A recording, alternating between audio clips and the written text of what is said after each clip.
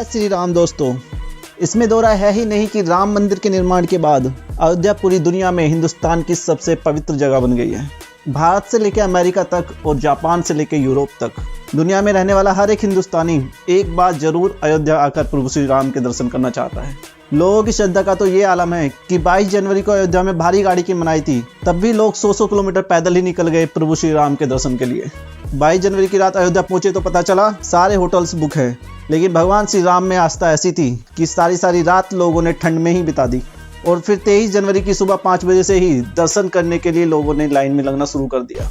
और ये सिर्फ 2-4 लोगों की बात नहीं है, बल्कि हजारों लोग, हजारों भक्तों की ये कहानी है। लोगों की यही आस्था और यही प्रेम दुनिया को बताने के लिए काफ़ी है कि आने वाले दिनों में भक्तों का सैलाब उमड़ने वाला है। एक अनुमान के मुताबिक अयोध्या में हर रोज 5 लाख लोग दर्शन करने के लिए आ सकते हैं। मतलब कि लगभग 20 करोड़ लोग हर साल रामलला के दर्शन करने के लिए अयोध्या आएंगे। अब इन श्रद्धालुओं को ठहरने के लिए होटल्स चाहिए, इन्हें एक जगह से दूसरी जगह जाने के लिए टैक्सी भी चाहिए होगी। यदि यहाँ आने वाला हर एक श्रद्धालु 10,000 रुपये भी खर्च करता है तो एक साल में सिर्फ अयोध्या में ही होने वाली कमाई दुनिया के कई देशों की GDP के बराबर हो जाएगी। और अकेले अयोध्या ही नहीं, बल्कि अयोध्या से 100 किलोमीटर दूर रहने वाले किसान, दुकानदार और व्यापारी की लाइफ हमेशा के लिए बदल जाएगी। बिजनेस एक्सपर्ट का तो ये तक मानना है कि अकेले राम जी का मंदिर ही यूपी को आने वाले कुछ सालों में 1 ट्रिलियन की इकोनॉमी बनाने में बहुत बड़ा रोल निभाने वाला है। अकेले राम जी का मंदिर इतने लोगों को रोजगार दे देगा जितना सैकड़ों फैक्ट्रियां भी मिलकर नहीं दे सकती।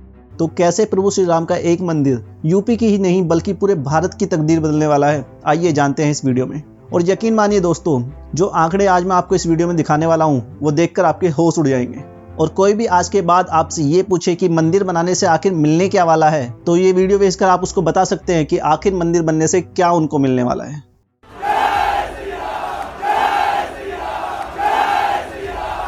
तो सबसे पहले जानते हैं कि मंदिर को बनाने में अब तक कितना खर्चा आया है और पूरा करने में इसको और कितना खर्चा आने वाला है। राम मंदिर को बनाने में अब तक देखा जाए तो 900 करोड़ रुपए खर्च हो चुके हैं और इसको पूरा बनकर तैयार होने में लगभग 1800 करोड़ का खर्चा आने वाला है।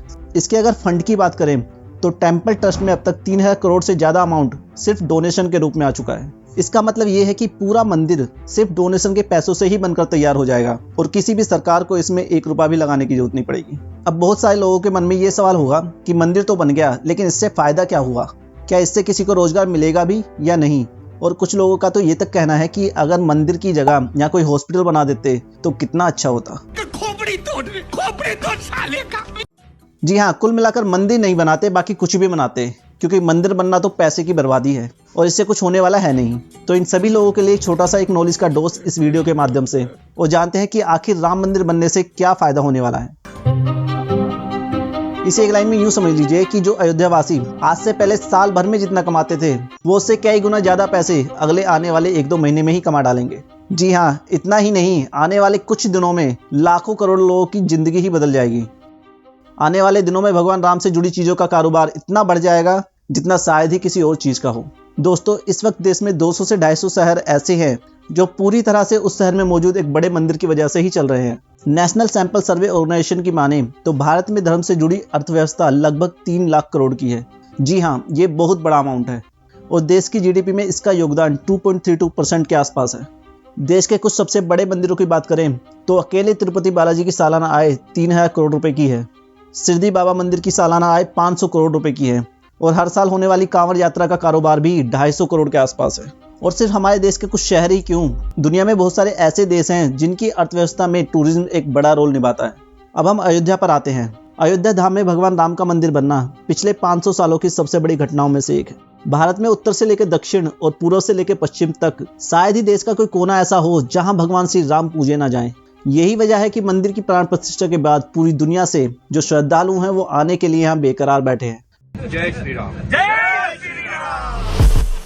एक ग्लोबल फर्म के मुताबिक हर साल कम से कम 5 करोड़ श्रद्धालु इंडिया आएंगे। कुछ एजेंसियों का तो ये तक मानना है कि ये फिगर 10 करोड़ तक जा सकता है। इससे उत्तर प्रदेश को हर साल 25 से 30 हजार करोड़ की आमदनी होने वाली है। मतलब कि अयोध्या के मेकओवर पर खर्च हुए 85,000 करोड़ तो सिर्फ 3-4 साल में ही कवर हो जाएंगे। इस तरह राम मंदिर के बनने के साथ ही अयोध्या में hotels, airlines, hospitality, FMCG, travel सहित तमाम ऐसे सेक्टर्स हैं जिनमें बम्पर फायदा होने वाला है। हालांकि 2019 में सुप्रीम कोर्ट के फैसले आने के बाद अयोध्या में अब तक प्रॉपर्टीज के प्राइस 4 गुना से 20 गुना तक बढ़ चुके हैं। मतलब कि यहाँ रहने वाले लोगों की तो ऐसे ही चांदी हो गई है।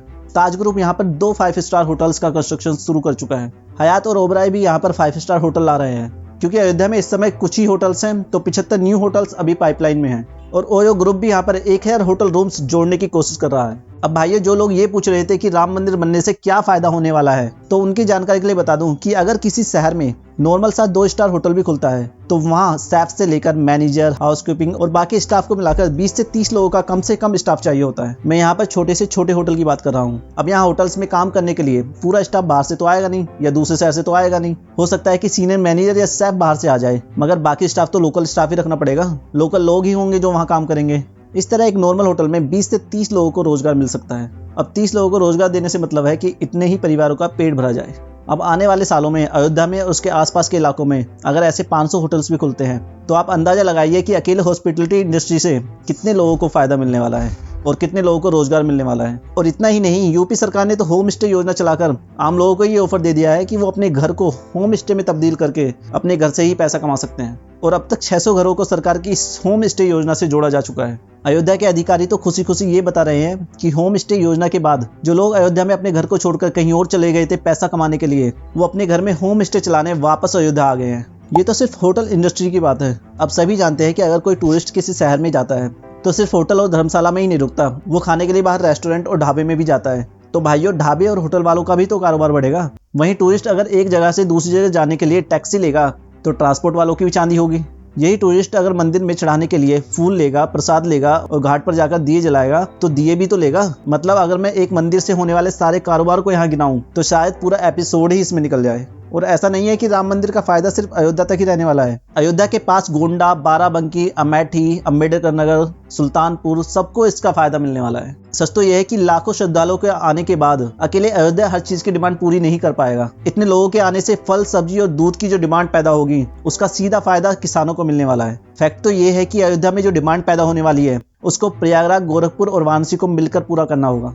अच्छा, यहाँ पर मैं एक बात और जोड़ दूं, जो भाई लोग मंदिर को हिंदू और मुस्लिम से जोड़कर ये साबित करने पर तुले हैं कि इससे तो एक बार खुश नहीं है, तो भाइयों, मंदिर से हर गली कूचे को फायदा होगा, तो क्या वो फायदा किसी एक धर्म के लोगों को ही होगा? जो मुस्लिम भाई अयोध्या में होटल या रेस्टोरेंट खोलेंगे, तो क्या उनको फायदा नहीं होगा? क्या मंदिर की कृपा उन पर नहीं बरसेगी, या उनके यहाँ लोग खाना खाने नहीं जाएंगे? अगर वो लोग इन इलाकों में गाड़ी चलाएंगे, तो क्या टूरिस्ट उनके गाड़ी में जाकर नहीं बैठेगा क्या? बिल्कुल बैठेगा। उस एरिया में अगर उनकी जमीन है, तो क्या उनकी जमीनों के दाम 10 गुना नहीं बढ़े हैं क्या? बिल्कुल बढ़े हैं भाइयों, और ये बात वो भी समझते हैं। तो दोस्तों, एंड में हर चीज तो धंधे पर ही टिके है ना। अगर मंदिर बनने से किसी को रोजगार मिलता है या किसी का धंधा बढ़ता है, तो वो खुश होगा कि नहीं होगा? एंड में सबको काम करके अपने परिवार को ही तो खुश करना है, और परिवार की खुशी से बढ़कर संसार में कोई खुशी है क्या? कोई भी नहीं है। और मैं यहाँ पर यह भी कहना चाहूंगा कि अयोध्या अगर आज चमक रहा है, तो इसका एक बड़ा क्रेडिट स्टेट गवर्नमेंट को भी जाता है। अदालत के फैसला आने के बाद सरकार ने राम मंदिर से 7 किलोमीटर दूर 14 बीघे जमीन पर 19 करोड़ रुपए लगाकर एक नया बस अड्डा बनाया है। मंदिर से कुछ ही दूरी पर 250 करोड़ रुपए लगाकर रेलवे स्टेशन को अपग्रेड किया गया है, और 1450 करोड़ रुपए लगाकर नए एयरपोर्ट का पहले फेज का काम पूरा कर लिया गया है। एयरपोर्ट के पहले फेज का काम पूरा होने के बाद हर साल 10 लाख लोगों के यहाँ लैंड होने का अनुमान है, और जब एयरपोर्ट का काम कंप्लीट हो जाएगा, तो हर साल यहाँ 60 लाख लोग आ सकेंगे। यहाँ तक कि रेलवे स्टेशन को भी अपग्रेड करके इस लायक बनाया गया है कि यहाँ पर डेली 60,000 से ज़्यादा लोग आ सकें। आपको ये भी बता दूं कि एयरपोर्ट बनने के साथ ही बहुत सारी एयरलाइंस कंपनियां देश के अलग अलग कोनों से अयोध्या के लिए डायरेक्ट फ्लाइट शुरू कर चुकी हैं। इंडिगो ने दिल्ली, अहमदाबाद और मुंबई से डायरेक्ट फ्लाइट शुरू कर दी है। एयर इंडिया ने बेंगलोर, कोलकाता और दिल्ली से डायरेक्ट फ्लाइट का काम शुरू कर दिया है। स्पाइस जेट ने भी कई सिटी से अयोध्या के लिए डायरेक्ट फ्लाइट का ऐलान कर दिया है और शुरू भी कर दी है। इसके अलावा IRCTC ने भी अयोध्या के लिए टूर पैकेज का ऐलान किया है। ट्रैवल कंपनियों का तो ये भी कहना है कि सिर्फ भारत से ही नहीं, बल्कि साउथ अफ्रीका, अमेरिका, इंग्लैंड और बीजिंग तक से लोग अयोध्या आकर भगवान श्री राम के दर्शन करना चाहते हैं। यहाँ तक कि लोग इसके लिए कितना भी पैसा खर्च करने के लिए तैयार हैं। कंपनियों का तो ये तक कहना है कि हमारे पास इतनी बुकिंग्स आ रही हैं कि हमारे लिए इसको मैनेज करना मुश्किल हो रहा है। अयोध्या को लेकर लोगों का क्रेज इतना है कि प्राण प्रतिष्ठा की तारीख नजदीक आते ही गूगल पर अयोध्या को लेकर जो सर्च है वो 586% तक बढ़ गया है। दोस्तों, फोर्ब्स के मुताबिक 8% रेट की ग्रोथ के हिसाब से 2023 तक भारत में टूरिज्म का जो कुल कारोबार है वो 443 अरब डॉलर का हो जाएगा। इसी फोर्ब्स ने 2022 में भारत को दुनिया का 7वां सबसे खूबसूरत देश बताया था। भारत में कुल 42 वर्ल्ड हेरिटेज साइट हैं, इस लिहाज से ही भारत दुनिया में 6ठे नंबर पर है। इतनी वर्ल्ड हेरिटेज साइट दुनिया में और किसी देश के पास नहीं है। और अब राम मंदिर के प्राण प्रतिष्ठा के बाद भारत में आने वाले टूरिस्टों के नंबर का अनुमान आप सिर्फ इमेजिन ही करके देखिए। और ये तो तब है जब राम मंदिर का पूरा कॉम्प्लेक्स बनकर तैयार भी नहीं हुआ है। अब आप सोचो तब क्या होगा जब राम मंदिर पूरा बनकर तैयार हो जाएगा। तो राम मंदिर से हमें एम्प्लॉयमेंट, डेवलपमेंट, ग्रोथ, लोगों को रोजगार और हर इंसान को कुछ ना कुछ फायदा हो रहा है। शाबाश बेटा, बहुत बढ़िया। दोस्तों इस वीडियो में बस इतना ही। वीडियो अच्छा लगा हो तो चैनल को जरूर सब्सक्राइब करना और इसे दूसरे लोगों तक भी पहुंचाइएगा, जिससे लोग जान सके कि आखिर राम मंदिर बनने से क्या फायदा होगा। और अंत में बस इतना ही कहूंगा, जय श्री राम।